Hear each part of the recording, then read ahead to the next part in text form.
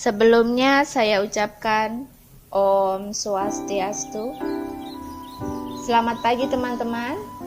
Apa kabar kalian hari ini? Semoga selalu dalam keadaan sehat. Sekarang kita akan membahas tentang Catur Purusa Arta dan Viwaha. Catur Purusa Arta. Dalam kitab Sarasa Muscaya menjelaskan bahwa kelahiran menjadi manusia itu merupakan suatu kesempatan yang baik untuk memperbaiki diri. Oleh sebab itu, hanya manusialah yang dapat memperbaiki tingkah laku yang tidak baik menjadi baik, guna menolong dirinya dari penderitaan dalam usahanya untuk mencapai moksa.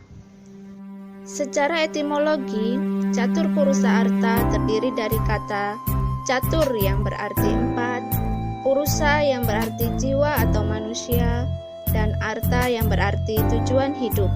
Sehingga Catur Purusa Arta dapat diartikan sebagai empat tujuan hidup manusia. Adapun keempat tujuan tersebut adalah Dharma, Arta, Kama, dan Moksa. Dharma merupakan kebenaran absolut yang mengarahkan manusia untuk berbudi pekerti luhur sesuai dengan ajaran agama yang menjadi dasar hidup. Dharma itulah yang mengatur dan menjamin kebenaran hidup manusia. Keutamaan Dharma sesungguhnya merupakan sumber datangnya kebahagiaan, memberikan keteguhan budi, dan menjadi dasar dan jiwa dari segala usaha tingkah laku manusia.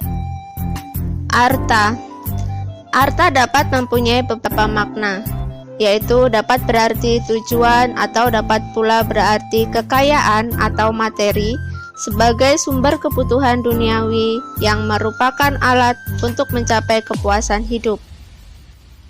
Arta selain sebagai kebutuhan materi, juga sebagai penunjang manusia, seperti mempunyai banyak teman, mempunyai keluarga, atau juga mempunyai tubuh yang sehat. Semua itu termasuk kekayaan dalam diri manusia.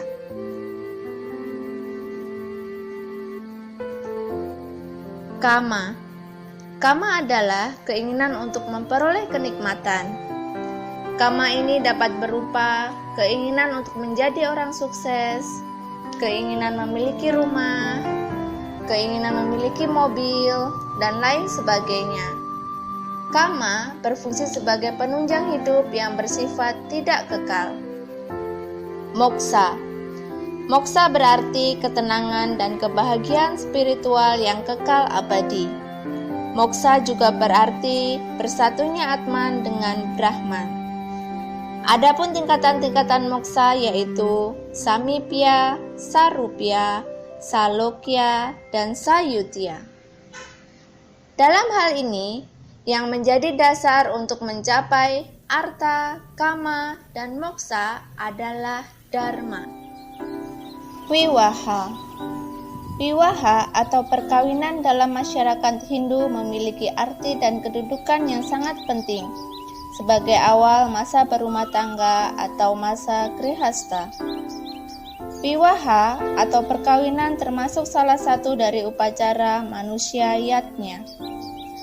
Mengenai definisi perkawinan, menurut Undang-Undang Nomor 1 Tahun 1974 Pasal 1 disebutkan bahwa perkawinan adalah ikatan lahir batin antara seorang pria dengan seorang wanita sebagai suami istri dengan tujuan membentuk keluarga. Sahnya suatu perkawinan menurut ajaran agama Hindu minimal telah melaksanakan upacara pakalan-kalan. Upacara pakalan-kalan ini dikatakan dapat mengesahkan perkawinan sebab di dalamnya upacara ini terkandung tri-upa saksi, yaitu 3 saksi yang terdiri dari dewa saksi, manusia saksi, dan buta saksi. Dengan telah melaksanakan upacara pakalan-kalan, maka perkawinan tersebut dipandang sah baik secara agama maupun secara hukum. Perkawinan itu mempunyai tujuan yang sangat mulia dalam rangka melestarikan ajaran Weda. Adapun tujuan utama dari perkawinan adalah untuk memperoleh keturunan, terutama keturunan yang suputra. Di dalam kitab Manawadharma Sastra, dikenal adanya 8 macam sistem perkawinan. Di antaranya 6 yang menurut ajaran agama Hindu dianggap sah, yaitu Brahma Wiwaha, Daiwa Wiwaha, Arsa Wiwaha, Prajapati Wiwaha, Asura Wiwaha, dan Gandharwa Wiwaha. Sedangkan 2 cara terakhir, yaitu Raksasa dan Paisaca Wiwaha, tidak boleh disahkan karena melawan hukum.